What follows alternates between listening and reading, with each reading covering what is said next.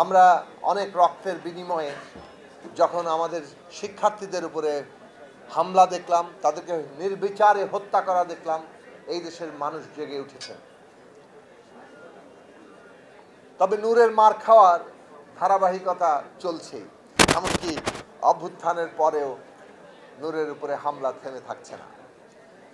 তো এইটা নিশ্চয়ই স্বীকার করতে হবে যে এই ফ্যাসিবাদী শাসন তাকে মোকাবেলা এবং তার বিরুদ্ধে সংগ্রাম এবং তাকে পরাজিত করার পেছনে নুরুল হকের নুরুল হক নুরের নেতৃত্বাধীন গণ অধিকার পরিষদের গুরুত্বপূর্ণ ভূমিকা রয়েছিল, গুরুত্বপূর্ণ অবদান আছে। এবং নুরুল হক নূর কেবলই নয়, আমরা বিএনপির নেতৃত্বে বলেন, বিএনপি সহ বলেন ৩৯টি রাজনৈতিক দল যুগপৎ ধারায় আন্দোলন করেছে এবং প্রথমবারের মতো একটা রাজনৈতিক লক্ষ্য, যে রাজনৈতিক লক্ষ্য পুরো বাংলাদেশকে খোলনলচে বদলে দেওয়ার লক্ষ্য, সেই ৩১ দফা রাষ্ট্র ব্যবস্থা মেরামত, রাষ্ট্র সংস্কার, রাষ্ট্রের গণতান্ত্রিক রূপান্তরের কর্মসূচি আমরা হাজির করেছি।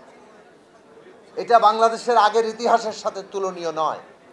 ৯০-এর গণ অভ্যুত্থান হয়েছে, আমরাও তখন সেই গণ অভ্যুত্থানের নবীন অংশীদার ছিলাম, কিন্তু আমরা দেখেছি ৯০-এর গণ অভ্যুত্থানের মধ্যে এই রকম জনগণের সামনে একটা নতুন ব্যবস্থা নির্মাণের স্বপ্ন এত স্পষ্টভাবে হাজির করা হয়নি।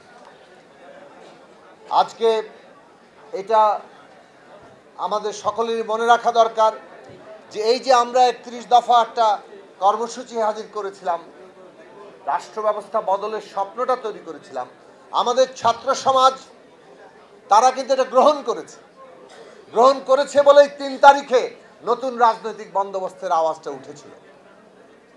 এবং এটা এমন নয় যে কোনো একজন বললেন আর সেটা সবার মধ্যে ছড়িয়ে পড়ল। এটা দীর্ঘদিন ধরে সমাজের ভেতরে, রাজনৈতিক সংগ্রামের ভেতরে তৈরি হয়েছে বলেই ছাত্র সমাজ ওইটাকে ওইভাবে আলিঙ্গন করেছেন, উদযাপন করেছেন। কাজে একটা সামাজিক সংগ্রামের ভিত্তি ছাড়া এমনি আপত্তিকভাবে একটা গণ অভ্যুত্থান সৃষ্টি হয় না।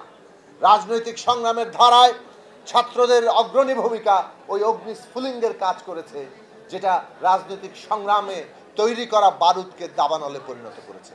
এই ঐতিহাসিক সম্পর্ক আমাদের মনে রাখা দরকার এবং সেইভাবেই আমাদের পারস্পরিক সম্পর্ক, আমাদের মর্যাদা, আমাদের ভালোবাসা, আমাদের একসাথে চলার গতিমুখ, এই সব কিছুর কর্মকৌশল ঠিক করা দরকার।